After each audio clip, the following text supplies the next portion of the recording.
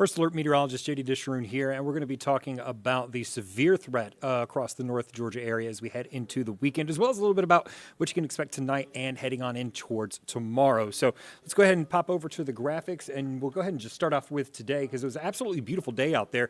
We saw temperatures topping out at 73 degrees after a very mild start, around 55 degrees in the morning. Now, we did have a beautiful afternoon, and we're continuing to have a beautiful evening. Now, I'm saying that for the city of Atlanta. A few of you, though, did see those showers and storms roll through this afternoon. Didn't really cool us off. Temperatures right around 69 degrees during the 7 o'clock hour here in Atlanta. A little cooler than what we saw yesterday, but overall, still fairly comfortable out there. In fact, take a look. Temperatures right now are in the upper 60s to lower 70s across the region, and we're going to continue to see that be the case as we head into the next several hours before temperatures will fall eventually into the 50s overnight. As for the overnight temperatures, take a look. I mean, it's actually not that bad at all. We're going to be waking up again tomorrow right around the mid-50s, and then you'll notice the humidity, though, will be a little higher as we go throughout the day. All of that because Gulf moisture is getting pulled up ahead of the storm system as it slowly works its way across the central portion of the country and then the southeast for tomorrow into Saturday. So lows tonight, unless you're in the North Georgia mountains, you're going to be looking at the 50s. LJ 49, Blairsville 42, Athens 49. Those are our cool spots as we go through tonight.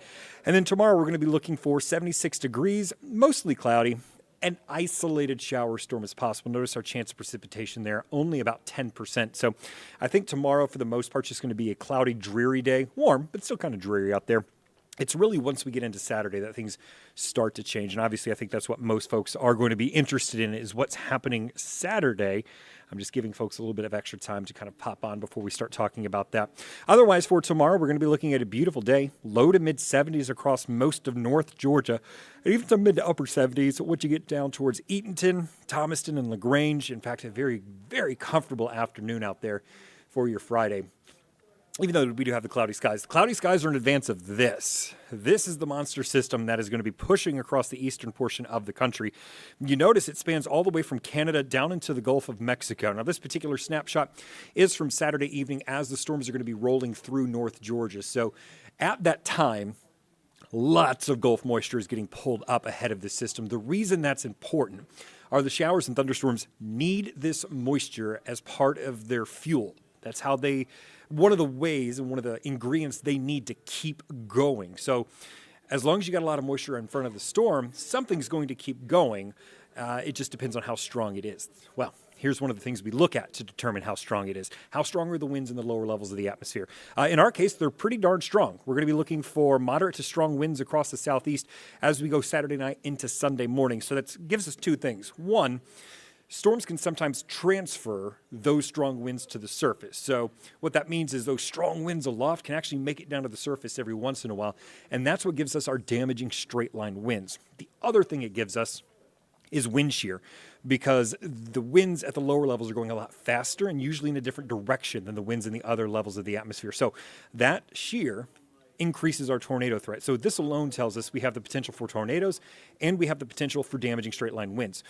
Well, we also have some pretty strong updrafts. Updrafts are the vertical motion, the air rushing from the surface up into the atmosphere. The stronger those are, the larger hail we can see. And this particular graphic is not just a chance of hail. It's a chance of large, significant hail over 1.5 inches.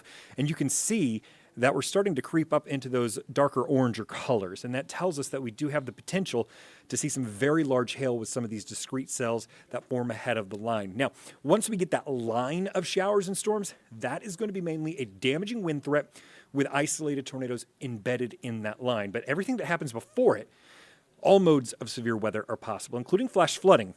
We haven't been really giving a lot of volume to that, but flooding is going to be an issue as well for certain areas, especially if they're prone to flooding to begin with.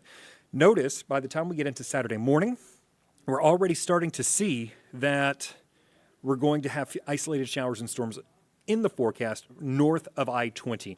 These do have the potential to be severe. The atmosphere, because it's kind of getting primed on Friday, by the time we get to Saturday morning, is already going to be roaring and ready to go. So anything that develops has that potential to be strong to severe. Well, then we get a break. Notice 1, 2, 3, 4, 5. Not a lot's happening. That's good news and bad news. So the good news is if you have any plans for that time, they'll go off without a hitch. The bad news is it's allowing the atmosphere to kind of reload itself in advance of that main line. In other words, it's allowing all those ingredients to come back together again for yet more severe weather. And that you can see off to the west as we get into 8, 9 o'clock. So for folks into Rome, maybe over towards our Alabama counties, Cleburne and down into Randolph. So we're talking Wedowee, we're talking Woodland, Lineville, up towards Heflin. You could be seeing these roll in maybe 7, 8 o'clock Central Time. And Carrollton may be seeing this 9, 10 o'clock your time, moving in towards Douglasville by 10 to 11, Smyrna and Atlanta by 11 to 12. One of the reasons we're concerned, notice how as I put this map into motion, 11 o'clock is when it starts in Atlanta. It starts to build on the back side of this a little bit. So it's still in the area by 3 o'clock. If this model is correct, and that is a big if, they have a lot of problems trying to pick up on that back building.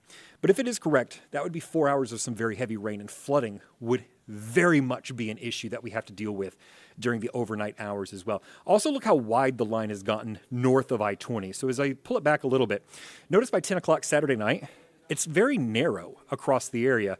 But as it starts to get into northeast Georgia, it's actually quite wide. And that means it's going to take longer to go over those areas. So the flooding threat, not really as big of a concern south of I-20, although in the metro area, you notice it is pretty wide there. But once you start talking Athens, Gainesville, Helen, up towards Clemson, South Carolina, Lake Hartwell area, that's where we're going to see the kind of enhanced risk for some flooding as we go into the overnight hours as well.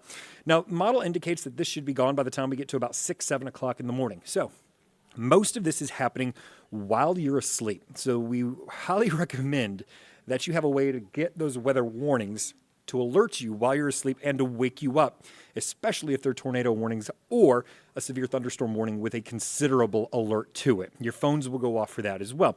So there's two things that you can do. Definitely you want to download the Atlanta News First Alert weather app. Set your alerts on that. Make sure that they're audible. That will give you the warnings as well. The other thing is to make sure in your phone's settings that you have WEA alerts turned on. That will help to notify you as well for those alerts and warnings. Now, a lot of folks think that they only need to pay attention to tornado warnings. With this line of storms and the potential for 80-mile-an-hour winds with it, you do want to pay attention to severe thunderstorm warnings as well, especially if they have the word considerable in it. That's an indicator of 80-mile-an-hour winds or greater, and these honestly should be treated like a tornado. So you would want to find your safe place to go indoors and to take shelter. One of the reasons we're very concerned about this is the outlook provided by the Severe Prediction Center. They're the ones who tell us how strong they think the storms are going to be ahead of time. They're also the ones who issue tornado watches, severe thunderstorm watches.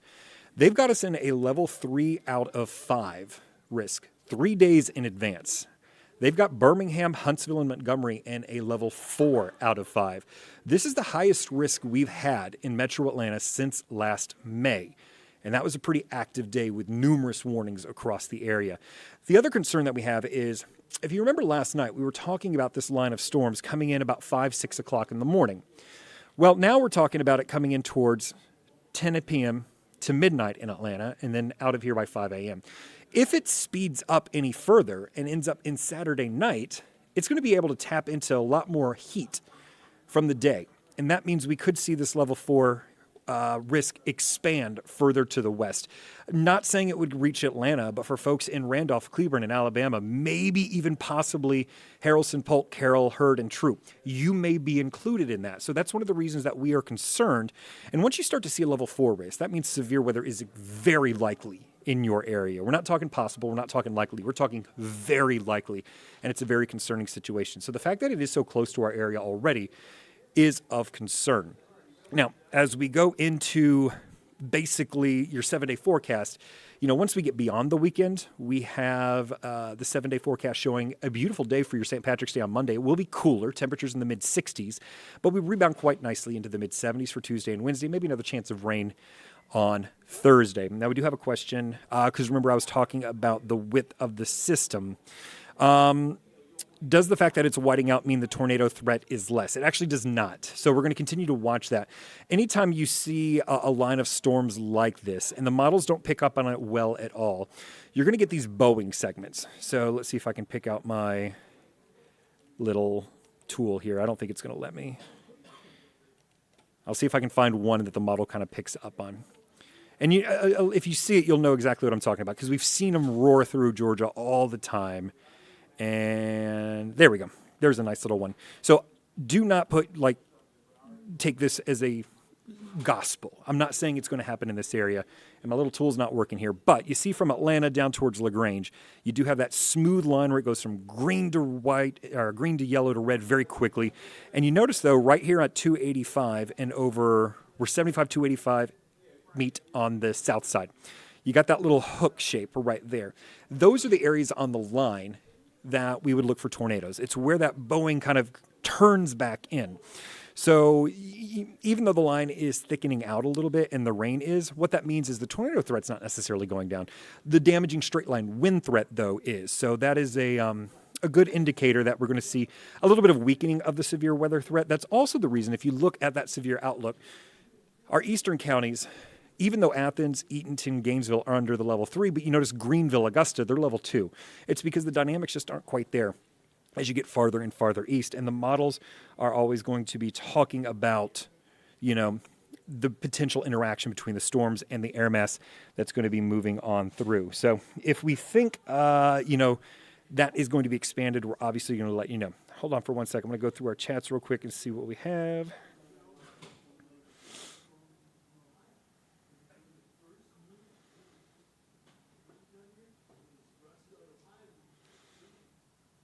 So Austin's asking about Stockbridge. You think I would be okay just in case if there is a tornado warning? It all depends on what kind of structure you're in. Honestly, if you're in a well-built structure with the basement, you definitely want to get into that basement. Unfortunately, mobile homes, manufactured homes, are not safe in any kind of high wind or tornado situation. So if you are able to find a nice, sturdier location or are able to stay with a friend, that's what we highly recommend. But overall, everybody, no matter if you're in Stockton, or I'm sorry, not Stockton, if you're in Stockbridge or if you're in Ackworth or Gainesville or pretty much anywhere in our viewing area, you have that threat for tornadoes as we head into the evening hours. Literally is going, it's AI future cast. You absolutely cannot go by that as where any storms may appear. And literally is right. That's one of the reasons I told y'all when we were looking at the future radar is like, you cannot treat this as gospel. It gives us a rough idea of what's going to happen and a rough idea of what's going to be moving through. But, take a look at 12 a.m. Sunday. It shows the heaviest rains over Canton and the worst of it over Atlanta and back towards Carrollton. This could be a few hours off. This heavier red color could be a little farther south. It could be a little further north. So that is a good point. You cannot take this as this is exactly what is going to happen. You just kind of need to use it as a guide to help kind of inform your decisions. But yeah, that's a good point. This is not, exactly what the radar is going to be looking at this very moment. But we do look at it for things like trends. So going back to what I said earlier, yesterday we were looking at this and it said 6 a.m. for the roll through time. Now it's saying midnight. So that's what we use this for, is to kind of help give us a basic understanding of how this event is going to be turning out. And I think if it continues to get a little further in time, we could be seeing this line move forward a little bit even more. So that's why it's imperative that we continue to look at this forecast as we go through the next 48 hours. We're going to start getting our high resolution model data in tomorrow. Yesterday I was talking about, if you were streaming with us, the lower range and the lower resolution models are all that we had at the moment. Today we got our medium range and our medium resolution. I keep saying range, I mean resolution. So that gave us a little bit more information about what's happening. That's one of the reasons we saw the shift in the timing, is because we have better data.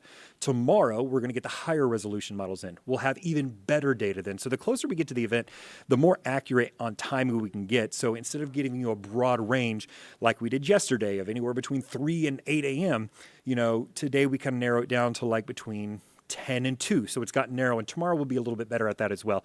So it is very, very important for us to continue to pay attention for the latest data as it comes in, and also to really just kind of be weather aware as we go into the weekend. I'm going to play this back one more time and then go over the 7-day for us. So again, we are all under a level 3 out of 5 risk for your Saturday. Morning showers and storms, some of which could be severe or possible, mainly north of I-20 as we go through Saturday morning. But by the afternoon, we will probably see a break in the action. I say probably because there is still the potential. You notice there are little breaks in the clouds where the sun can break through and heat things up, that we do see isolated showers and storms, and they could be severe, pop up in the afternoon as well. But the big event The main line of this cold front is looking to move into northwest Georgia by 8 p.m. and then into Atlanta by 11 to 12, Gainesville and Athens by 2 to 3, and then out of here by the time we get to sunrise for most of us. So again, finding those weather alerts is extremely important as we go into the overnight hours. Here's the 7-day forecast. Looking good, but cooler once we get all this out of the way. We'll be waking up into the 40s and 30s for your Monday and Tuesday. Monday into the mid-60s, mid-70s for your Tuesday, and then mid to upper 70s for your Wednesday, and then possibly another chance of showers and storms for your Thursday. So we do appreciate you staying in tune with us tonight as we stream and give you the latest information.